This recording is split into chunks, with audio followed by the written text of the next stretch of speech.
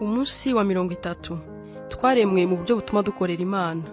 Amaboko yawe niyo yambumbye. Yobu igice cya 10 umurongo w'8. Abantu niremeye ubwanjye ngo berekane ishimwe ryanjye. Yesaya igice cya 43 umurongo wa 21. Waremewe gukorera Imana. Buri kintu cyose Imana yashyize ku isi yagihayeho kirusha ibindi ubushobozi bwihariye. Inyamaswa zimwe ziriruka, izindi zikagenda zisimbagurika, izindi ziroga, izindi zizi gucukura imyobo, izindi ziraguruka. Buri imwe ifite uruhare rwayo ku isi bitewe n'uko Imana yayiremye. Ni nako bimeze ku bantu. Buri wese muri twe Imana yamubumbye mu buryo bwihariye, ari byo nise kugira isura, kugira ngo ashobore gukora ibintu bimwe na bimwe. Mbere y'uko abubatsi bashushanya inzu nshya, barabanza bakabaza ngo iyi nzu igenewe iki, izakoreshwa ite? Umurimo inzu yagenewe niwo utuma bayiha isura runaka. Mbere yo kukurema, Imana yabanje guhitamo uruhare ishaka kuzagira ku isi. Yateguye neza uko yashakaga ko uyikorera, hanyuma ikubumba ku buryo uzasohoza iyo mirimo. Uteye uko uteye kuko waremewe umurimo wihariye. Bibiliya iravuga ngo turi abantu Imana yaremye ituremeye imirimo myiza muri Kristo Yesu.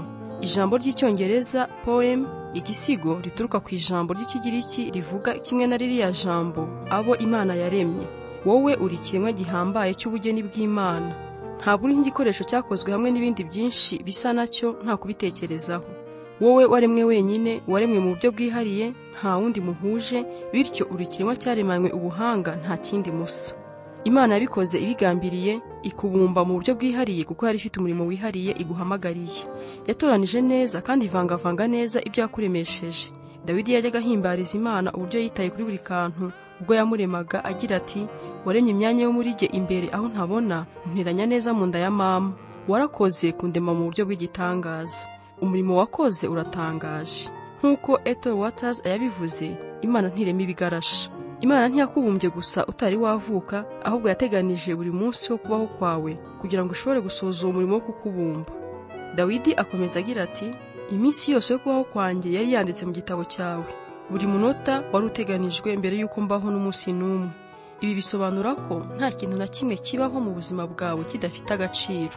Imana ikoresha ibyo byose kugira ngo ikubumbe ngo ushobore gusohoza umuhamagaro wo gukorera abandi no kwikorera ubwayo. Nta kintu na kimwe Imana ipfusha ubusa.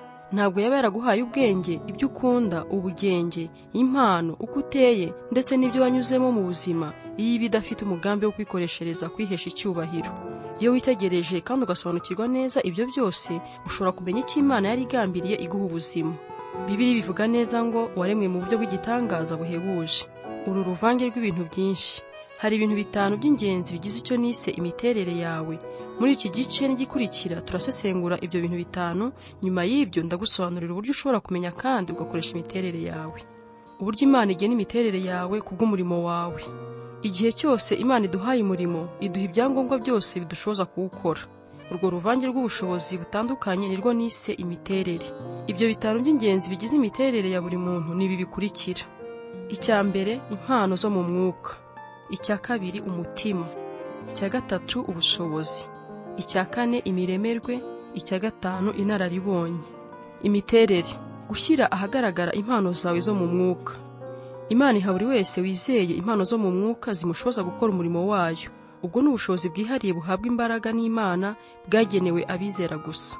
Bibiliya iravuga ngo udafite umwuka w'Imana ntashobora guhabwa impano z'umwuka zitangwa n'umwuka w'Imana.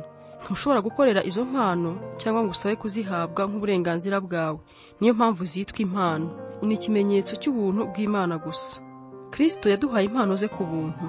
Kandi ntushobora kwihitiramo impano ushaka, Imana niyo izigena. Pawulo yabisobanuye agira ati, umwuka wera wenyine niwe utanga izo mpano, niwe ugena impano agabira buri muntu.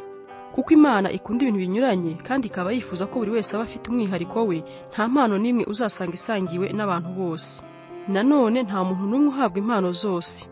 Uramutse ugize impano zose ntabwo wakenera abandi, kandi ibyo byaba byishimwe mu ntego z'Imana yo kutwigisha gukundana no gukenerana.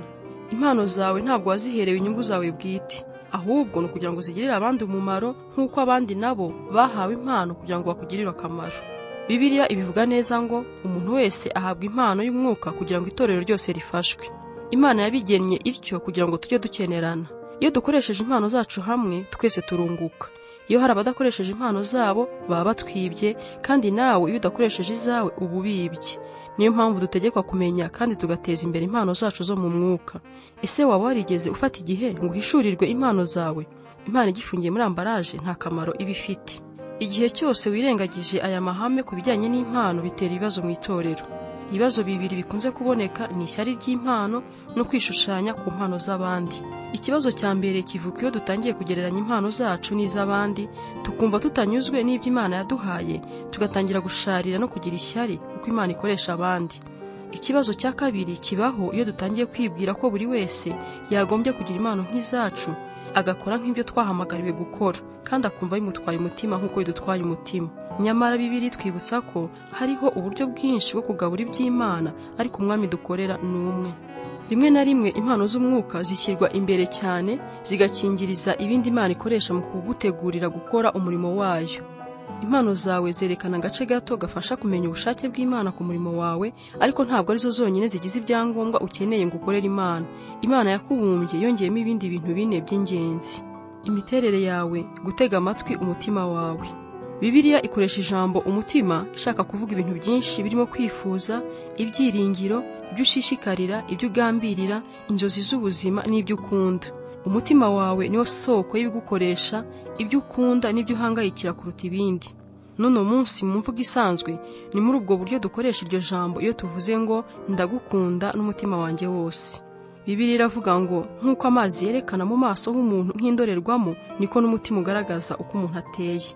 Umutima wawe ugaragaza uwo uriwe by'ukuri, bitandukanye n'uw'abandi batekereza kuri we cyangwa ko ubuzima butuma umera.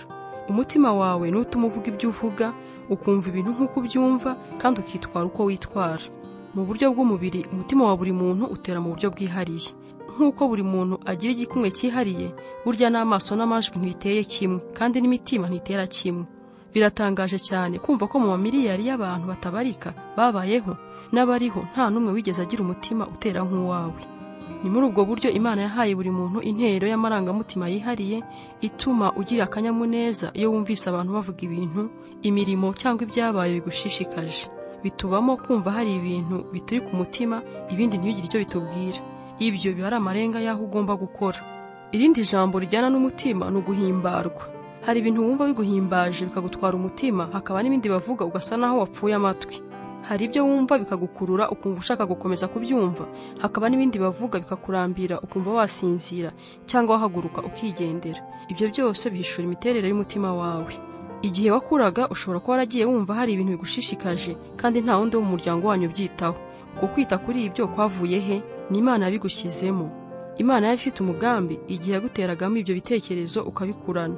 Kumenya amarangamutima yawe ni urufunguzo rwa kabiri mu guhishurirwa icyo waremewe gukora. Ntuzirengagize ibyo wumva bikuba ku mutima, ujya ahubwo wibaza uburyo ushobora kubikoresha bikazanira Imana icyubahiro. Hari impamvu ituma ukunda gukora ibyo ukunda. Inshuro nyinshi Bibiliya iravuga ngo mukorere Uwiteka n'umutima wose. Imana ishaka kuyikorera ushishikaye, utabitewe n'uko ari itegeko gusa. Ntabwo abantu bajya bakora neza imirimo bakora iyo batayishimiye cyangwa iyo wumva itabashishikaje. Imana ishaka ko ukoresha uko gushishikara kwawe ngo uyikorere kandi ugirire abandi akamaro. Gutega amatwi aho umutima wawe ubogamira bishobora kuguhishurira umurimo Imana ishaka gukora. Uzamenya ute ko urimo gukorera Imana ubikuye ku mutima? Ikimenyetso cya mbere simusiga ni ugushishikara. Iyo urimo gukora ibyo wumva ukunze, ntukenera umuntu wo kugutera umwete, kuguhitura cyangwa kukugenzura. Ubikora gusa kuko biba bigushimishije. Ntukenera amashimwe, amashyi cyangwa igihembo, kuko uba wumva ukunze gukora uwo murimo. Kandi iyo ukora ibyo udakunda, nabyo nuko bigenda. Ntibisaba ibintu byinshi ngo wumve ucitse intege. Icya kabiri kiranga gukorera Imana bivuye ku mutima ni umusaruro. Igihe cyose ukora ibyo Imana yakuremeye gukunda, ubigiramo ubushobozi bwinshi. Gushishikara bibyara gukora neza. Niba hari umurimo ukora utawushyizeho umutima, biragoye ngo uzawukore neza. Abantu bose bagera kuri byinshi mu rwego urwo ari rwo rwose ni abakora ibyo bashishikariye bibavuye ku mutima, badakoreshejwe n'itegeko cyangwa inyungu. Ujya wumva abantu bavuga ngo nafashe akazi ntakunda kuko nashakaga gukorera amafaranga menshi, ngo igihe nikigera nshobore kukavaho njye gukora ibyo nkunda. Iryo ni ikosa rikomeye. Ntuzate igihe cy'ubuzima bwawe ukora akazi katakuri ku mutima. Ujye wibuka iki, ko icya mbere mu buzima atari ibintu. Kugira agaciro biruta kure gutunga amafaranga menshi. Umuntu Bibiliya ivuga ko yari akize kurusha abantu bose niyo wavuze ngo uduke turimo kubaha Uwiteka turuta ubutunzi bwinshi burimo impagarara. ntuzishimire kugera ku mibereho myiza, kuko icyo abantu bita imibereho myiza ntigihagije. Amaherezo imibereho myiza ntihaza. Ushobora kugira byinshi byo kukubeshaho ariko udafite icyo ubereyeho. Ahubwo intego yawe ibe iyo kugera ku buzima bwiza bubonerwa mu gukorera Imana mu buryo bujyanye n'umutima wawe. Ushakishe umenye ibyo ukunda gukora, ibyo Imana yashyize ku mutima wawe gukunda gukora, maze ubyirundumuriremo ugamije guhesha Imana icyubahiro.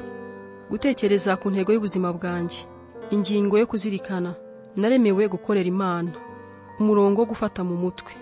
Imana ikorera mu bantu batandukanye mu buryo butandukanye, ariko Imana imwe niyo ibisohoza imigambi yayo muri bose. Abakorinto ba mbere igice cya 12 umurongo wa 6. Ikibazo cyo gutekerezaho: nubuhe buryo nshobora gukorera abandi nshishikaye kandi mu buryo numva nkunze?